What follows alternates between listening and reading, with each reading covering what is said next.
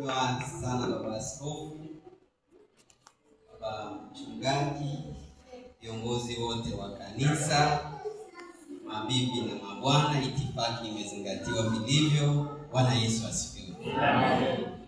Habari za leo. Mimi kama nilivyotambulishwa na Baba Askofu, mimi ninaitwa Joseph Abubakar Sheshe. Ni coordinator wa hilo jukwaa linaitwa Samialism kama alivyotangulia kulisema baba.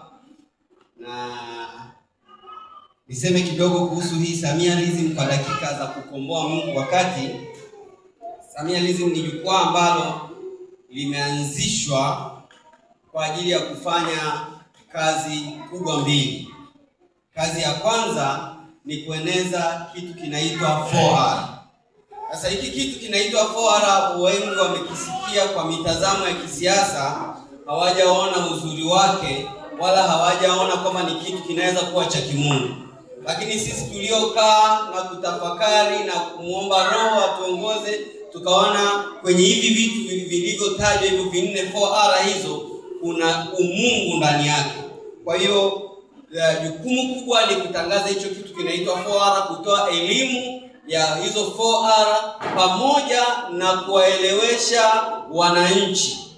Kati ya mambo mengi yanayofanyika yanayoendelea, yako mema angalau machache yanayofanywa na serikali, yako mema mengi yanayofanywa na serikali. Kwa hiyo hilo ni jukumu letu kama Samialism.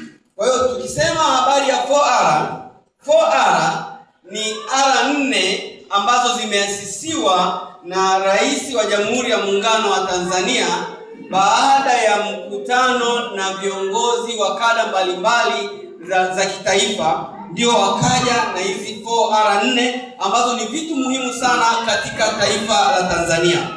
4R hizo tukisema kwa Kiswahili, 4R ya kwanza ni maridhiano. Ukiweka kwa Kiingereza pale utapata R, si ndio R ya pili ni ustahimilivu. R ya tatu ni mabadiliko, na R ya 4 ni kujenga upya.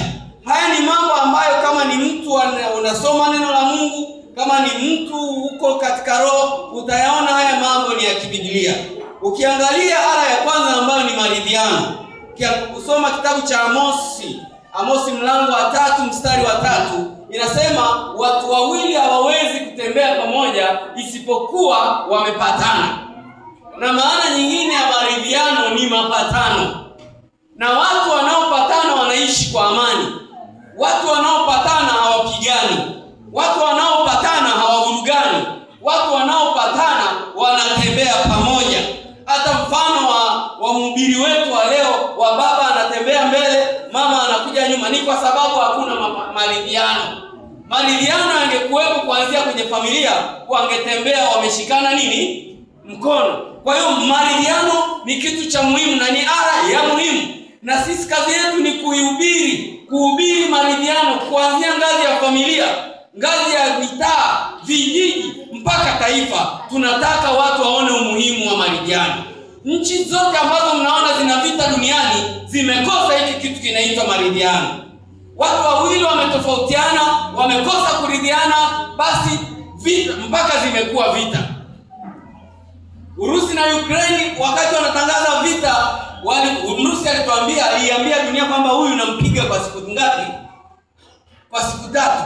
Hakutaka maridhiano. Lakini kwa kukataa maridhiano pamoja na nguvu walionayo, leo miaka 3 imepita, watu wanauawa, watu wanaumizana kwa sababu ya kukosa maridhiano. Kwa hiyo hata sisi kama watu tuliookoka, ndani ya makanisa yetu tunahitaji maridhiano.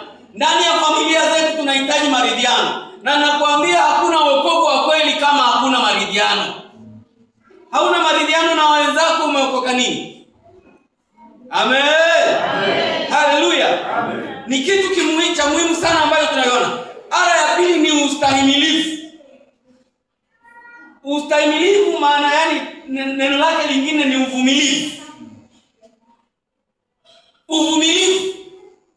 Ili hata mimi baba niendelee kumuita mke wangu Malkia, nahitaji niwe na mvumilivu. Ili na yeye aendelee kuniita mfalme wake, anahitaji awe nini?